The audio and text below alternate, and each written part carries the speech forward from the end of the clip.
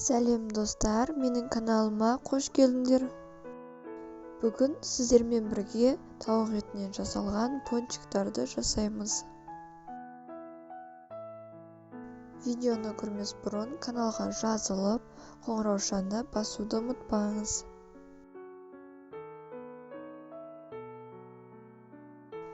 Бізге пончикті жасау үшін 50 грамм пияз, 20 грамм көк пияз, 150 грамм суда піскен картоп, және де біраз қасық сарымсақ, 1 грамм қарабұрыш, 2 грамм тұз, және де осындай 20 грамм сухари керек. Сосын 250 грамм тауық еті керек болады. Пончиктің сыртына қолдануға мен осындай дайын қалтадағы сухариді пайдаландым.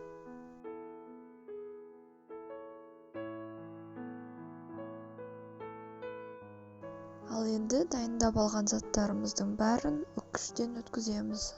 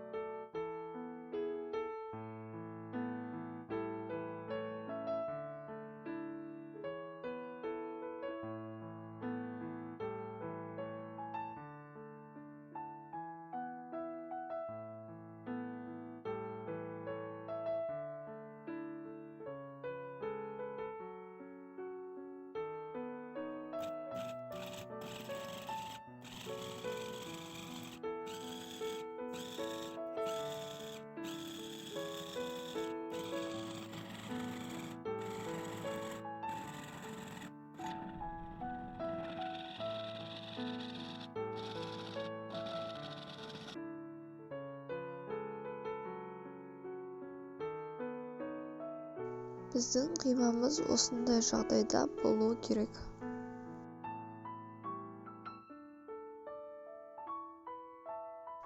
Дайындап алған қиманы осындай қалтаға салып, пончиктің пішінін шығарамыз.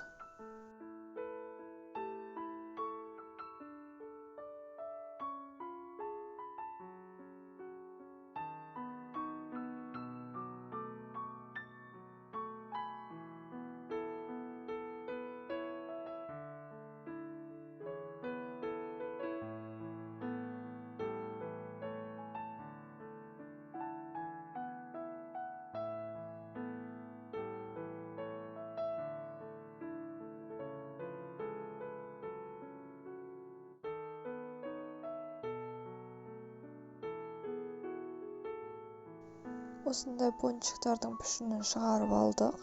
Енді оны мұздатқышқа 1 сағатқа қатырамыз.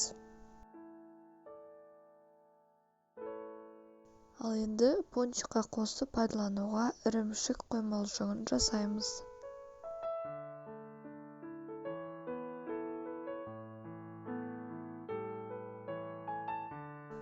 Бұл қоймалжыңға осындай өңделген ірімшікті пайдаланған дұрыс.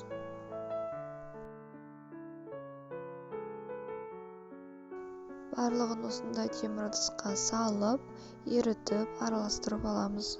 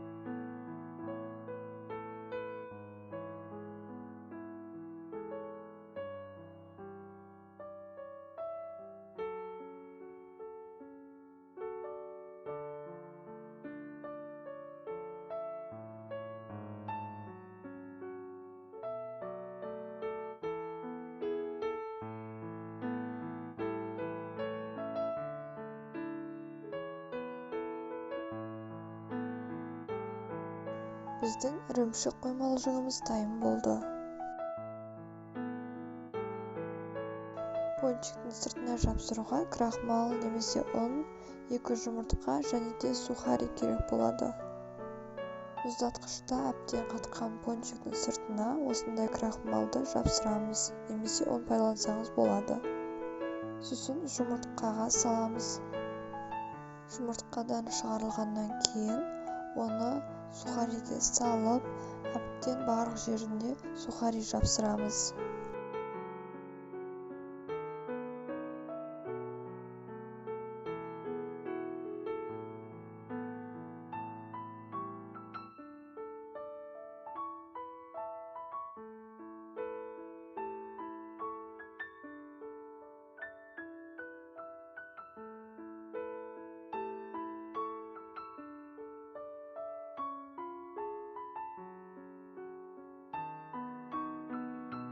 Тауық етінен жасалған пончиктің бәрін дайындап алдық. Енді оны қызып тұрған майға салып пісіреміз.